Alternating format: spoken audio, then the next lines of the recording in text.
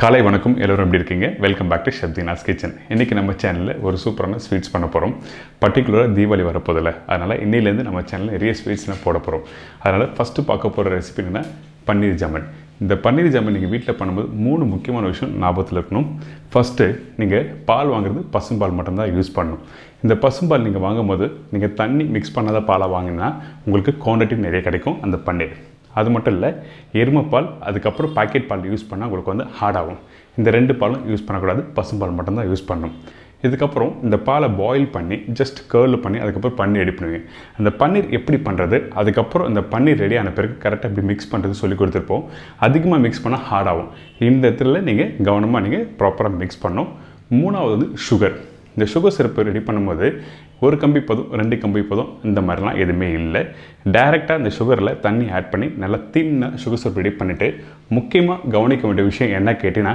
இந்த சுகர் வந்து நல்லா பாயில் ஆகணும் பாயில் ஆன பிறகு நீங்கள் பன்னீர் போட்டால் நல்லா வெந்து வரும் திக்கான சுகர் சிரப்பில் போட்டிங்கன்னா வேகாது அதே டைமில் நல்லா கொதிக்காமல் நீங்கள் போட்டிங்கன்னா கரெக்டாக வேகாது அதனால இன்றைக்கி இந்த பன்னீர் ஜாமன் எப்படி பண்ணுறது பார்ப்போம் அதுக்கு முன்னாடி இந்த ப்ரிப்பரேஷன் தேவையான பொருட்கள் பார்த்தலாமா பன்னீர் ஜாமன் தேவையான பொருட்கள் பசுப்பால் 1 லிட்டர் ஏலக்காய் powder 1/4 teaspoon rose water 1/4 teaspoon vinegar 50 ml சர்க்கரை 1 கிலோ ரோஸ் சிரப் 5 drops இதாங்க இந்த ப்ரிப்பரேஷன் தேவையான பொருட்கள் ஃபஸ்ட்டு நம்ம என்ன பண்ணுறோன்னா நம்மக்கிட்ட இருக்க இந்த பசும்பாலை பாயில் பண்ணி பன்னீர் ரெடி பண்ண போகிறோம் அதனால் ஒரு கடாய் எடுத்துக்கங்க அந்த கடாயை நல்லா க்ளீன் பண்ணிவிட்டு அதுக்கப்புறம் பசும்பால் யூஸ் பண்ணணும் எருமைப்பால் பாக்கெட் பால் யூஸ் பண்ணக்கூடாது நான் சொன்ன மாதிரி சரிங்களா அப்படி பண்ணால் ஹார்ட் ஆகும் அதனால் இந்த பால் ஜஸ்ட் போட்ட பிறகு நல்லா மிக்ஸ் பண்ணுங்கள் ஒரு பாயில் வந்த பிறகு அடுப்பை ஆஃப் பண்ணிவிட்டு கர்ல் பண்ணி பன்னீர் ரெடி பண்ண போகிறோம் ரொம்ப நேரம் பாயில் பண்ண வேண்டாம் அப்படி பாயில் பண்ணால் பால் திக் ஆகும் அதனால தான் தின்னான பாலில் இந்த பன்னீர் ரெடி பண்ணு சொல்கிறேன் ஓகே இந்த மாதிரி பாயில் ஆகிடுச்சா இதுக்கப்புறம் அடுப்பு ஆஃப் பண்ணிவிட்டு நீங்கள் வினிகரை ஆட் பண்ணுறோம் நல்ல குவாலிட்டி வினிகர்னா ஒரு அரை மூடி போட்டாலும் உங்களுக்கு போதும் குவாலிட்டி இல்லாத வினிகர்னால் ஒரு பாட்டில் ஆட் பண்ணாலும் உங்களுக்கு வந்து கர்ல் ஆகாது அதனால் நல்ல குவாலிட்டி வினிகர் யூஸ் பண்ணுங்கள் இப்போது இந்த வினிகர் போட்ட பிறகு இந்த மாதிரி கர்ல் ஆகுதில்ல இந்த டைமில் ரொம்ப நேரம் மிக்ஸ் பண்ண வேண்டாம் ஜஸ்ட் லைட்டாக 2 வாட்டி இல்லை 3 வாட்டி மிக்ஸ் பண்ணிவிட்டு அதுக்கப்புறம் ஸ்ட்ரெயின் பண்ண போகிறோம் எதுக்காக ரொம்ப நேரம் மிக்ஸ் பண்ண வேண்டாம் கேட்டால் உங்களுக்கு வந்து மிக்ஸ் பண்ண அந்த பன்னீர் ஸ்மாஷ் ஆகிடும் அதனால் ஜஸ்ட் லைட்டாக மிக்ஸ் பண்ணிவிட்டு மெதுவாக அதுக்கப்புறம் கோல்டு வாட்டர் ஆட் பண்ணியிருக்கேன் கோல்டு வாட்டர் ஒரு 1/2 லிட்டர் அளவுக்கு ஆட் பண்ணுறோம் அதாவது நம்ம சூடாக இருக்க அந்த பால் வந்து கொஞ்சம் 60 to 70% அளவுக்கு நீங்கள் சில்லுன்னு ஆகணும் 30% கொஞ்சம் லைட்டாக வார்மாக இருந்தால் தான் பன்னீர் ரெடி பண்ண போகிறோம் இப்போ ஸ்ட்ரெயினரில் இந்த மஸ்டிங் கிளாத் மேலே இந்த பாலை ஸ்ட்ரெயின் பண்ணுறோம் இந்த மாதிரி ஸ்ட்ரெயின் பண்ணிவிட்டு இப்போ பாருங்கள் காமிக்கிறேன் நீங்கள் கையில் எடுத்தீங்கன்னா ஒரு 20 to 30% லைட்டாக வார்மாக இருந்தால் தான் அந்த பன்னீர் நல்லா சாஃப்டாக வரும் அதே டைமில் இந்த பன்னீர் ரொம்ப கோல்டான பிறகு நீங்கள் கட்டி வச்சிங்கன்னா உங்களுக்கு வந்து அந்த பன்னீர் ஹார்ட் ஆகிறதுக்கு வாய்ப்புகள் நிறைய இருக்குது அதனால தான் உங்களுக்கு தெளிவாக சொல்கிறேன் இந்த மாதிரி ஒரு 20 to 30% வார்மாக இருக்கும்போது இந்த மாதிரி நல்லா கட்டிட்டு அதுக்கப்புறம் இந்த தண்ணி எக்ஸஸாக இருக்க தண்ணியை புழிஞ்சிருங்க ரொம்ப அழுத்தி புளி வேண்டாம் கொஞ்சம் லைட்டாக முடிஞ்ச வரைக்கும் பொறுமையாக நீங்கள் புழிஞ்சிட்டு அதுக்கப்புறம் நம்ம அப்படியே ஸ்ட்ரெயினரில் வச்சுருங்க இந்த பன்னீர் 1/2 மணி நேரம் கழிச்சு பார்த்தீங்கன்னா ரெடியாக இருக்கும் இப்போது நம்ம என்ன பண்ண போகிறோம் சுகர் சிரப் ரெடி பண்ண போகிறோம் அதனால் ஒரு கடாய் எடுத்துக்கோங்க இந்த கடாயில்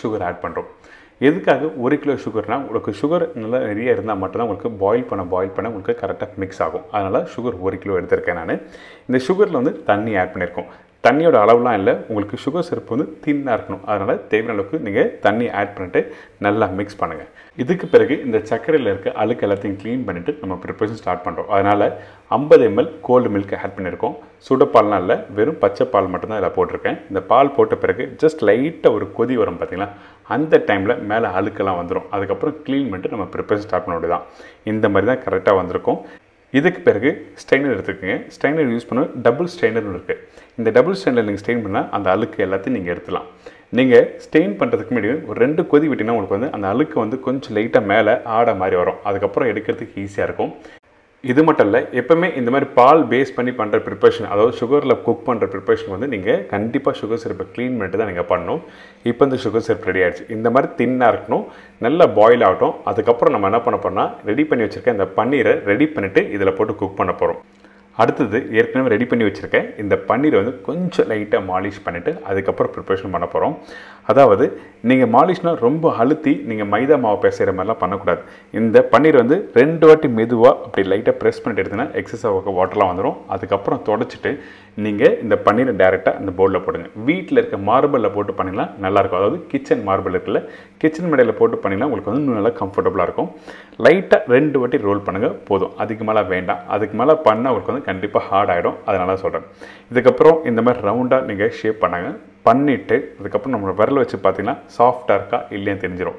இந்த மாதிரி தான் சாஃப்டாக இருக்கணும். நல்ல ஒரு அருமையான ஸ்டைலில் இப்போ பன்னீர் ரெடியாக இருக்குது. இதுக்கப்புறம் ரோஸ் சிரப் ஆட் பண்ணுறோம். ரோஸ் சிரப்பு நீங்கள் வீட்டில் யூஸ் பண்ணுற ரோஸ் மில்க் பண்ணுறீங்களா அந்த சிரப்பு தான் இதில் ஆட் பண்ணியிருக்கோம். ஒரு 5 ட்ராப் தான் போட்டிருக்கேன் போதும். நீங்கள் வீட்டில் மிக்ஸ் பண்ணும்போது உங்களுக்கு லைட் கலராக இருக்க மாதிரி இருக்கும். ஆனால் சுகரில் போட்டு குக் பண்ணி முடிச்ச பிறகு உங்களுக்கு கலர் நல்லா எடுத்து கொடுக்கும். அதனால் வந்து 5 to 6 ட்ராப்ஸ் வந்து சஃபிஷியன்ட். இதுக்கு பிறகு நம்ம ரெடி பண்ணி வச்சுருக்கேன் இந்த பன்னீர் ஜாமுனை சின்ன சின்ன பீஸாக வந்து கட் பண்ண போகிறோம். அதனால் ஒரு பகுதியை எடுத்துகிட்டு 4 விரல் வச்சு இந்த மாதிரி ரோல் பண்ணுங்கள். இந்த மாதிரி ரோல் பண்ணும்போது உங்களுக்கு ஈஸியாக சின்ன சின்ன பீஸாக கட் பண்ண முடியும். அதனால தான் இந்த மாதிரி ரோல் பண்ணிவிட்டு பாருங்கள் எப்படி கட் பண்ணுறேன்னு. கரெக்டாக இந்த மாதிரி சின்ன சின்ன பீஸாக போடுங்க. ரொம்ப பெரிய பீஸாக வேண்டாம். ஏன் கேட்டினா சுகரில் குக் பண்ணி முடித்த பிறகு பெரிய சைஸாக வரும். அதனால தான் சின்ன பீஸாக போடுறோம். இந்த மாதிரி ரஃப்பாக கட் பண்ணிவிட்டு அதுக்கப்புறம் உள்ளங்கையில் வச்சு இந்த மாதிரி 2 விரலை வச்சு ரோல் பண்ணுங்கள்.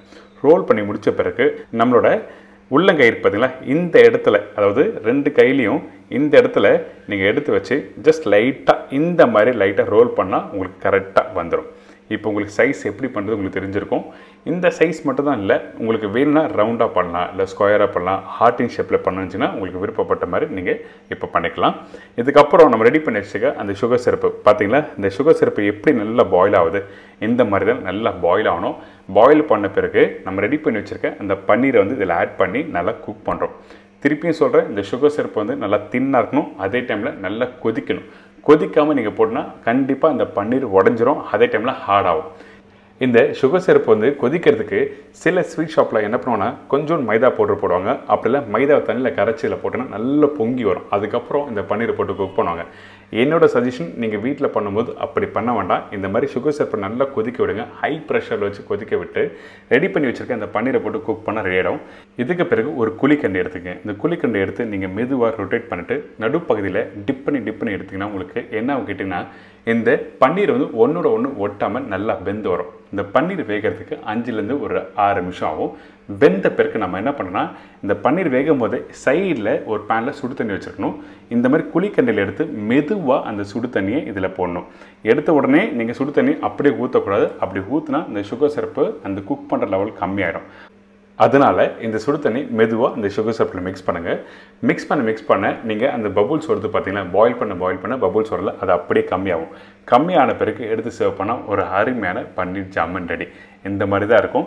இந்த டைமில் கொஞ்சோண்டு ரோஸ் சிரப்பு ஆட் பண்ணுறோம். அதிகமான ரோஸ் சிரப்பு வேண்டாம். போட்ட பிறகு கொஞ்சம் ஏலக்காய் பவுடர் ஆட் பண்ண போகிறோம். இந்த ஏலக்காய் பவுடர் ஒன்றும் பாதியாக லைட்டாக க்ரஷ் பண்ண மாதிரி இருக்கணும். இந்த மாதிரி க்ரஷ் பண்ண ஏலக்காய் பவுடர் கொஞ்சம் போட்ட பிறகு மிக்ஸ் பண்ணுங்கள். சீல் பண்ணிவிட்டு அதுக்கப்புறம் கரெக்டாக ஒரு 1 hour கழிச்சு சாப்பிட்டீங்கன்னா அருமையாக இருக்கும். பார்த்தீங்களா, இந்த பன்னீர் ஜாமுன் உடையாமல் நீட்டாக அழகாக வந்திருக்கு. நான் சொன்ன மெத்தடில் கண்டிப்பாக வீட்டில் ட்ரை பண்ணி பாருங்கள். சூப்பரான பன்னீர் ஜாமுன் ரெடி.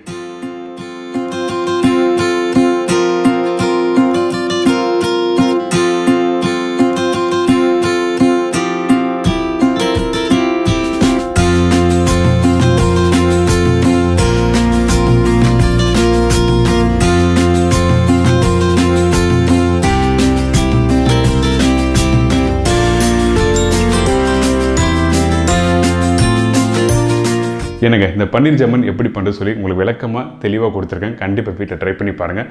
இதே மாதிரி நாளைக்கு இன்னும் ஒரு சூப்பரான ரெசிபியோட சந்திக்கிறேன். நன்றி, வணக்கம், see you, bye bye, take care.